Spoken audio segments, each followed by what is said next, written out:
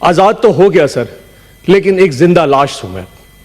एक ऐसी जिंदा लाश जो ना सोच सकता है, ना समझ सकता है, ना बोल सकता है। मुझे नफरत होती जा रही है सर, इस ऐवान में बैठ के इस तस्वीर की तरफ देखते हुए, जो मुझे इस चीज का यकीन दिलाती है कि मैं आजाद हूं। मैं आजाद नहीं हूं। अगर मुझ में सोचने समझे की सलाहियत ये रियासत नहीं दे सकती तो मेरा यहां जीने का हक भी नहीं बनता। कौन होता है कि मुझे डिक्टेट करे कि मैं क्या कहूं और क्या सोच सकता हूं? आपको अंदाजा नहीं कि सर पिछले 6-8 महीने कितने कर्ब में गुजारे हैं। सारे लोग यहां बैठ के चाय पी रहे होते थे, सेनेट का सेशन में देख रहा होता था जब मैं घर पे छुपा होता था। ये बातें करना आसान है सर।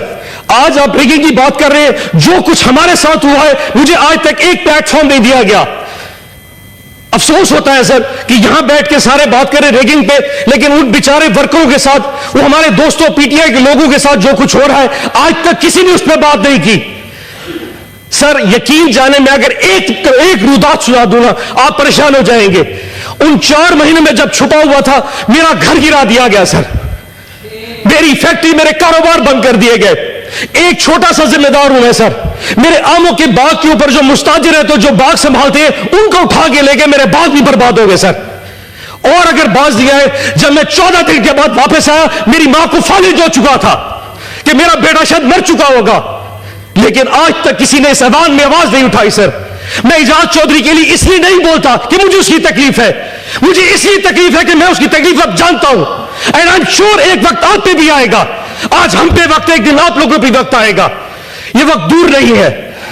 डर तो बड़ा लगता है जी सर कि वापसी पे जाएंगे फिर उठा लिए जाएंगे सर, लेकिन सर अब बचा ही क्या है सर? वो कहते रहे सर कि हम ना बाज आएंगे मोहब्बत से, जान जाएगी और क्या होगा सर। एक कैदी जो है वो मुझे देता है सर, मेरे अल्लाह के बाद एक कैदी मुझे मेरी ताकत देता है सर। वो जेल में बैठा जरूर है सर, लेकिन मुस्कुरा रहा है, इस पूरे निजाम पे मुस्कुरा रहा है।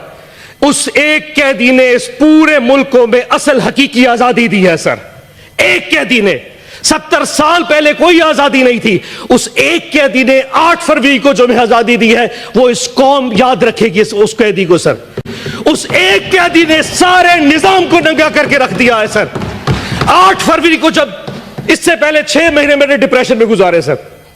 जब 8 फरवरी को मैंने लोगों को निकलते देखा, जितनी कुछ प्री पोल रिगिंग की गई, हमारे कैंडिडेट्स उठा लिए गए, जलसे जुलूस नहीं करने दिए गए, किसी कुछ भी नहीं करने दिया। लेकिन 8 फरवरी को जब आवाम निकली, वो नून लीग और पीपल्स पार्टी के जब उनके कैंप्स में जाके सर वहां से पर्ची बनवा रही थी, एंड पे जाके खौफ में जाके वोट इमरान खान के कैंडिडेट को दे रही थी, किसी बैंगन को, किसी जूते को, किसी सब्ज मिर्चों को, जो जो भी निशान थे। 5 बजे रात को कौम ने सोचा कि हमने अपना फर्ज अदा कर दिया। रात को कौम आई, सुबह 5 बजे तक पूरी कौम ऐसे जाग रही थी जैसे बैलेट बॉक्स के डब्बे उनके साथ पड़े हों, और वो कौम हिफाजत कर रही थी।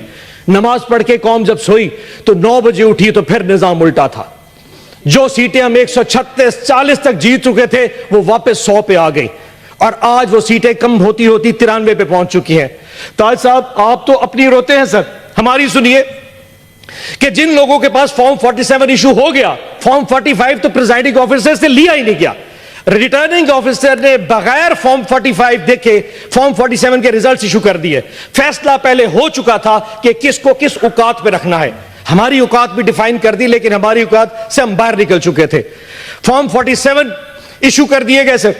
उसके बाद कैंडिडेट्स को कहा कि अगर तुम लोगों ने नून लीग या आईपीपी जाना है तो जाओ, अगर नहीं जाओगे तो फॉर्म 47 भी चेंज कर देंगे, तुम्हें रिकाउंटिंग में हरवा देंगे।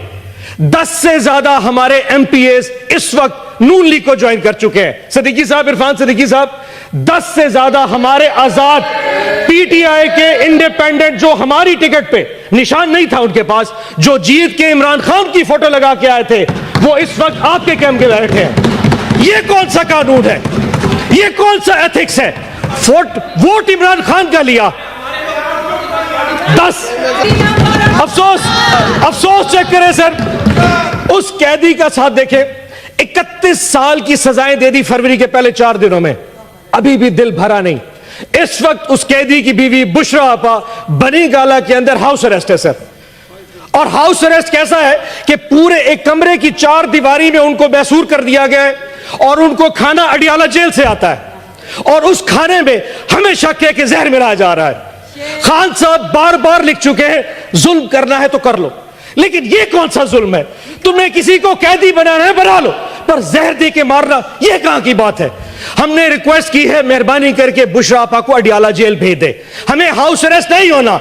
और आज पूरी कौम को यह पता होना चाहिए, इस वक्त बुशरा आपा की तबीयत ठीक नहीं है, उनके साथ जो कुछ हो रहा है यह एक जुल्म है।